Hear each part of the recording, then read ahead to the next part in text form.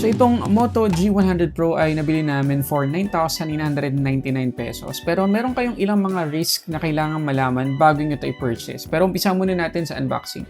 Okay, so ito yung box ng Moto G100 Pro. Nabili namin to sa Lenovo store. Last mall naman, kaya feeling ko safe. At safe naman dumating sa akin. Nakabalot naman ng mabuti. Okay naman yung box niya at okay naman yung packaging. Okay? So, wala naman tayong masyadong makikitang special dito sa box. Ayan, so open na natin agad. Meron tayong document sleeve na makikita rito. So, tanggalin natin.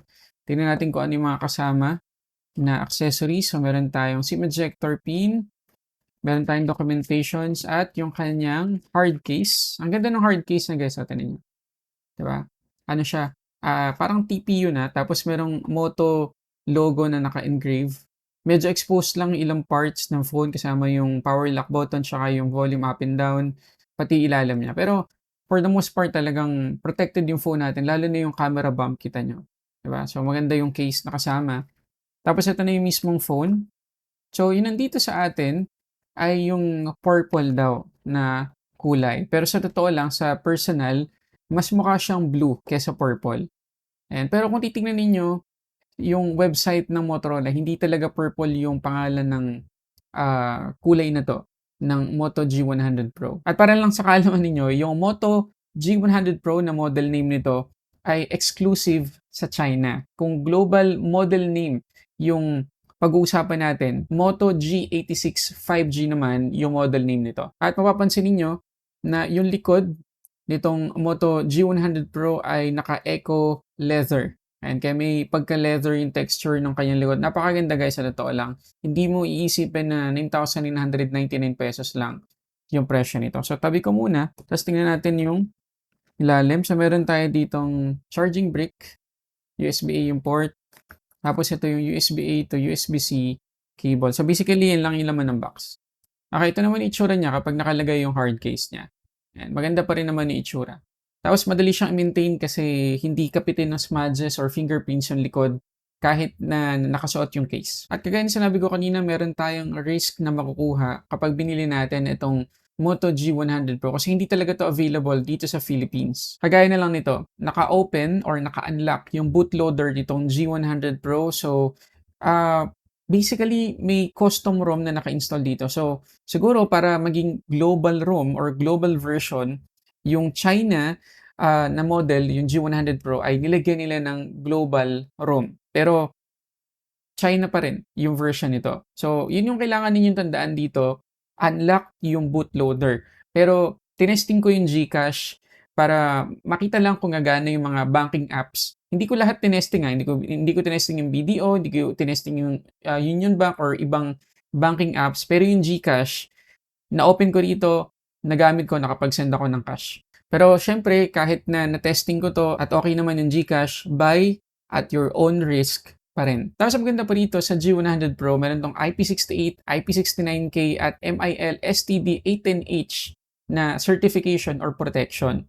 So, ibig sabihin, may pagka-military grade talaga yung build or build quality nitong G100 Pro. So, hindi agad-agad mapasukan ng tubig kahit malubog natin. Up to 1.5 meters for 30 minutes. Hindi ito masisira, hindi mapasukan ng tubig, ng alikabok. O kahit mabagsak natin, hindi agad-agad masisira. Tapos makikita nyo dito sa bandang itaas, meron tayo ditong Dolby Atmos na branding, meron tayong microphone. Tapos dito naman sa gilid, yung kanyang SIM tray. Tapos dito sa kabilang gilid, meron ulit tayong microphone, meron tayong power lock button, tsaka yung volume up and down. At sa ilalim, meron ulit tayong isa pang microphone, USB-C port, at yung kanyang main speaker. So, based sa nakita ko guys, meron tayong tatlong microphone dito sa G100 Pro. Tapos ang maganda rito guys, yung kanyang SIM tray ay hybrid. So, makakapaglagay tayo dito ng isang microSD card at isang nano SIM, or dalawang nano SIM, walang SD card, or isang nano SIM at isang eSIM. Yes, merong eSIM support guys sa itong G100 Pro, pero ulitin ko, isa lang yung kaya niyang hawakan na eSIM. At bilang proof guys, ito yung GCash app na open ko naman at working. Ayan. Ito naman yung video app, hindi ko siya inilagin, pero kapag binuksan mo, wala kang error na matatanggap. And pwedeng-pwede ka nang login agad-agad. At para makita ninyo kung okay yung kanyang data speeds, naksa ko dito yung aking Globe SIM at ito yung data speed niya, 90 Mbps yung kanyang download, yung upload, 20 Mbps dito sa fast.com. Sa Google speed test naman, 66.6 Mbps yung nakuha natin. At panghuli dito sa Ookla speed test, makikita ninyo na naka 105 Mbps naman tayo. So mabilis naman guys yung 5G connection dito sa G100 Pro. At yun nga, gumagana yung eSIM at mataas yung download speed na nakuha natin. At ang maganda dito sa G100 Pro ay present pa rin yung ilang mga gestures na trademark ng isang Motorola phone. Halimbawa na lang, yung double twist para ma-open yung camera. So, 1, 2, ayan, ma-open yung camera. Meron din tayong double chop para naman ma-open yung flashlight. 1, 2, at ayan yung flashlight. At responsive naman guys, at reliable yung kanyang fingerprint scanner. Ayan. Okay naman.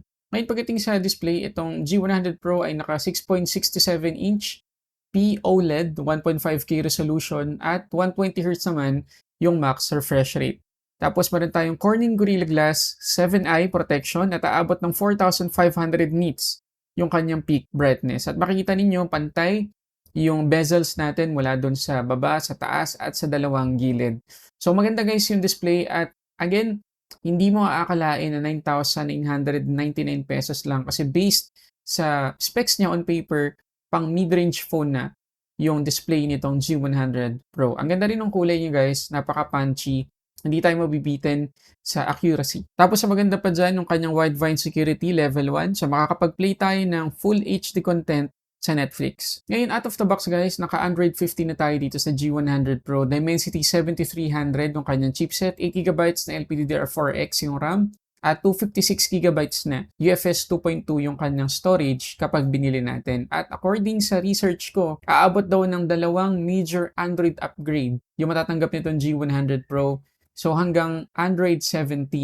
Tapos 4 years naman na security patches. Pero ulitin ko lang guys yung risk dahil sa unlocked or open yung bootloader nito, hindi tayo guaranteed na makakatanggap ng software support dito sa G100 Pro. At ang isa sa mga senyales na nakita ko ay yung kanyang Android security update. Kita nyo naman, May 1, 2025 pa. Meron din tayo ditong tinatawag na RAM boost para sa kanyang virtual RAM at aabot yan ng 16 or additional 16 GB. So in total, pwede tayo magkaroon ng 24 GB of RAM. Pwede rin tayong mag-enable dito ng AI Auto para yung mismong AI na yung mag-decide kung ilang RAM yung kailangan natin based dun sa ginagawa natin. At ito naman yung Antutu score na nakuha natin dito sa G100 Pro, 899,926 kapag hindi natin ginamit yung RAM boost. Kapag ginamit naman natin, umabot tayo ng 903,346. So may jump sa performance, may improvement tayo nakita nung ginamit natin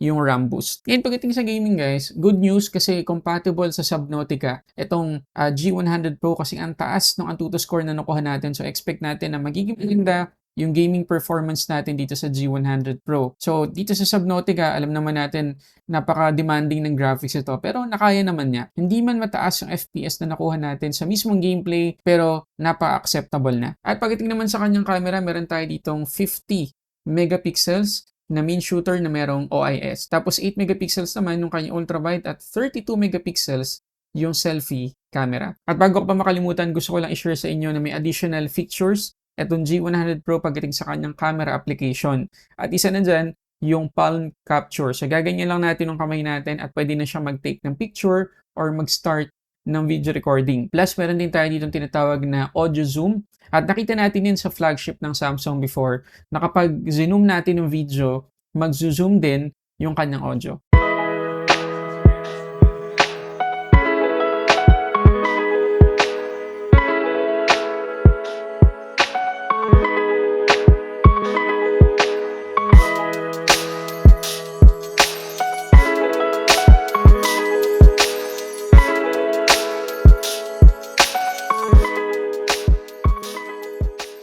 At ang good news dito sa Moto G100 Pro, kaya nitong mag-shoot ng 4K selfie video recording.